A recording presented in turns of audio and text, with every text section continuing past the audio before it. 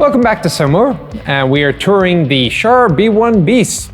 And we're going to do the interior course of crew position, starting off with the turret for the commander slash gunner slash loader. Part of the problem was that when the cash-strapped French army were rearming in the interwar period, they were also trying to upgrade some of their earlier tanks. And they had one-man turrets, such as the FT, which had a narrow turret ring. And it was a lot cheaper to simply design one basic turret design that was going to be used on everything. The B1 Beast introduced a new turret, the APX-4, which included a longer gun than the shorter one mounted on the earlier B1s. To get in and out, there was only the one large door on the back here, which you could also simply sit on when you weren't in combat. The original cupola was a domed contraption. It did rotate, but it had no hatch on the top. It's daft design, and so when the Germans captured them, and they pressed them into their own service, the first thing they did was replace the cupola with something a little bit more normal, with doors at the top that you can get in and out of the tank in the more traditional fashion. I also wouldn't read too much into the radio mount back here. Most of the pre-war French tanks went into battle without radios. Curiously, the turret was the most difficult part of the entire tank to create. It was harder to create the turret than the rest of the tank. So a number of tanks were sent in from the factories without turrets, basically as 75mm assault guns. Now, improved or not, getting in and out through this hatch is a serious problem. There's a couple of issues. Firstly, it's very long and elongated and not very wide.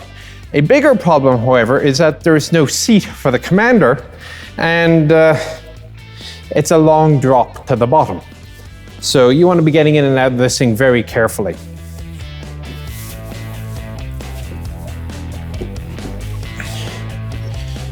And you can see it's quite a tight squeeze.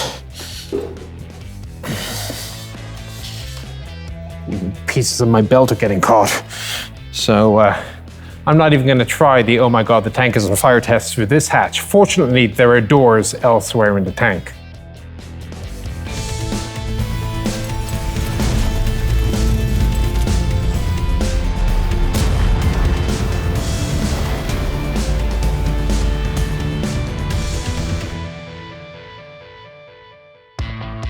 Once one is down inside the one-man turret, well, it's not crowded, but until you realize how overworked you are. But what worries me more is the fact that since he's not sitting on a seat or anything, if the tank is being thrown around, he is being thrown around, and there's all sorts of things that he could bash his head against.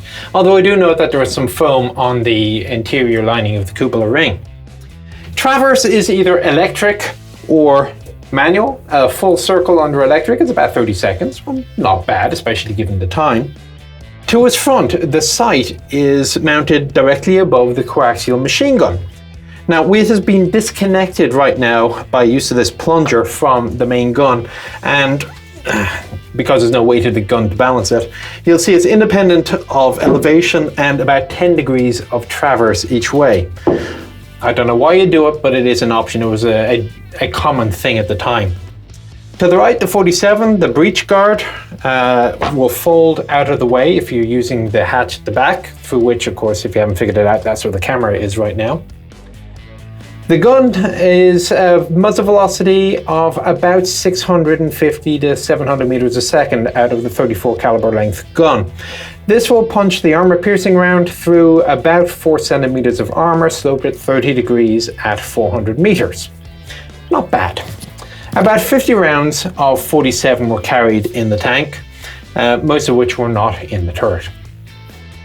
There's not really much else to say for the commander's position. If he was lucky, he had a sling that he might use to support his weight, but I really can't see why he would do it. That's it, so let's go down.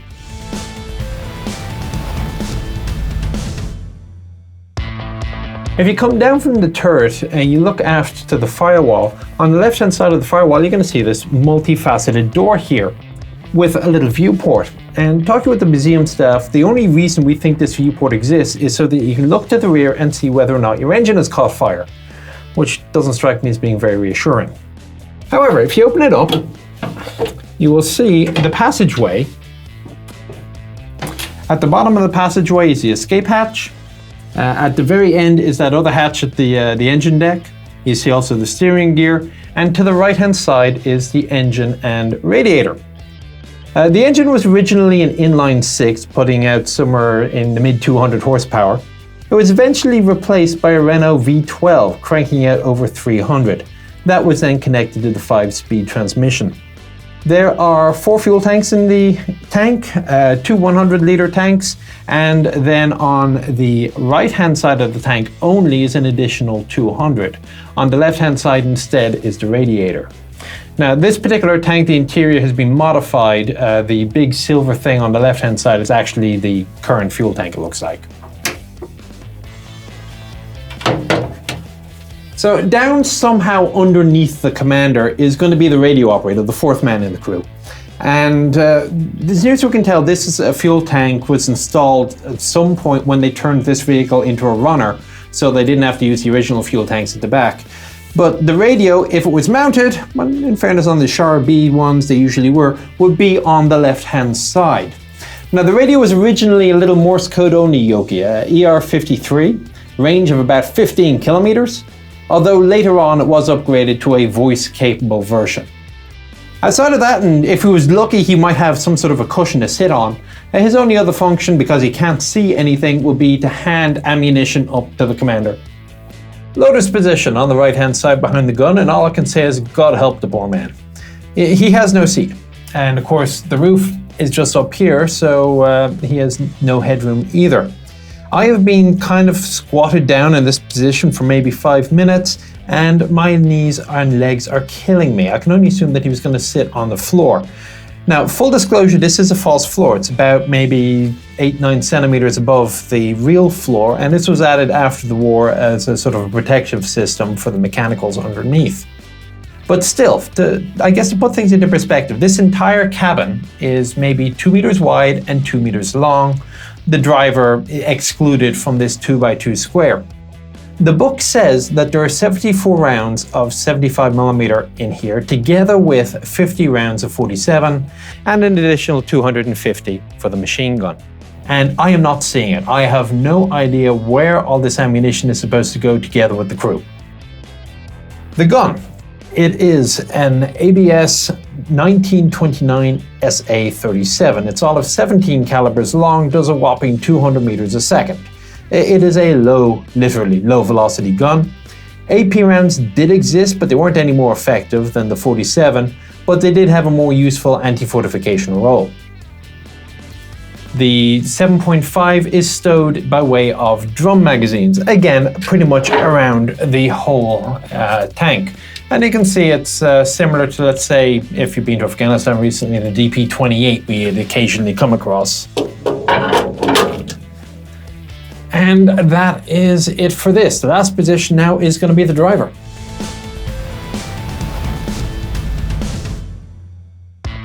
So now I move forward to the driver's position. It was not actually very easy to get into because of this fixed back here.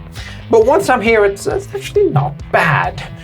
Certainly I am still a little bit too tall to comfortably drive this vehicle, but I actually can drive it, unlike some others.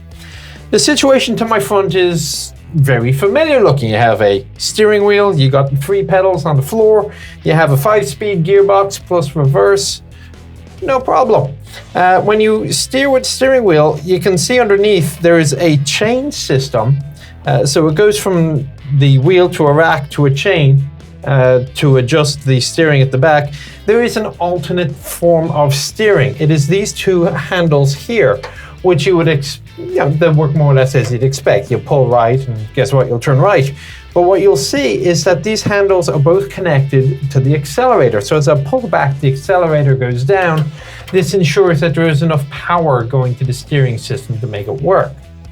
To see out, he does have a vision block to his front. The visor door will swing open and close. There is a small traversable periscope up here, has an arc, maybe about yay big. There's a small little vision slit on the left to give him some vision out on the left-hand side.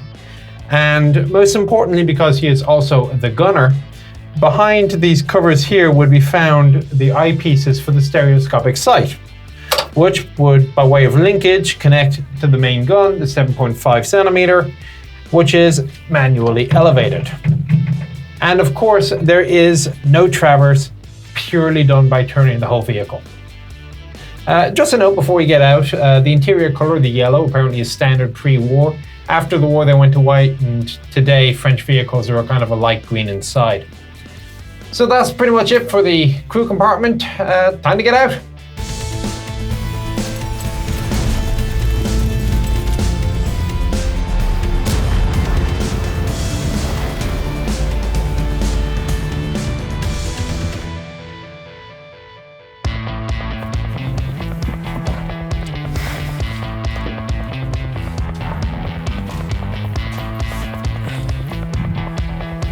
There was an additional attempt to upgrade the B1. It was the B1 Ter.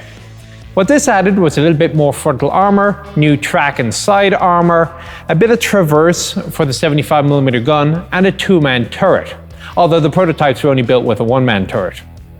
The two prototypes were evacuated during the fall of France to North Africa. However, the ship upon which they were placed was sunk by the Luftwaffe just off the coast of France.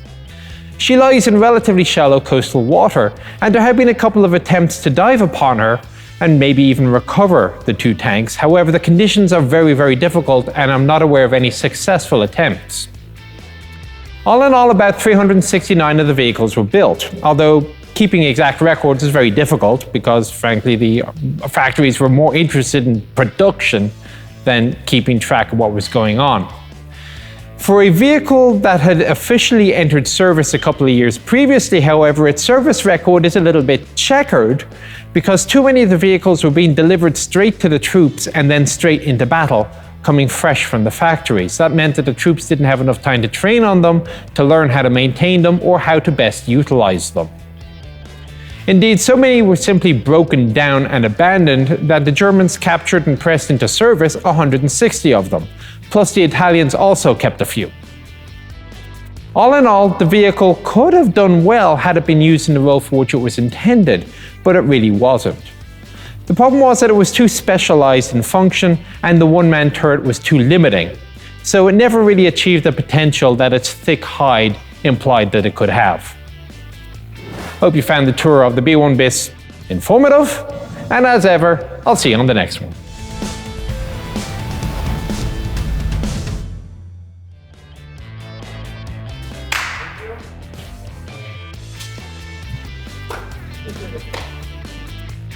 Although production began in 1936, the actual first battalion of 35 tanks was not stood up until 1935. No, 1938, because you can't go back in time. That would be silly. But with German rearmament going on, it was deemed advisable to quit mucking around trying to develop new... You're laughing!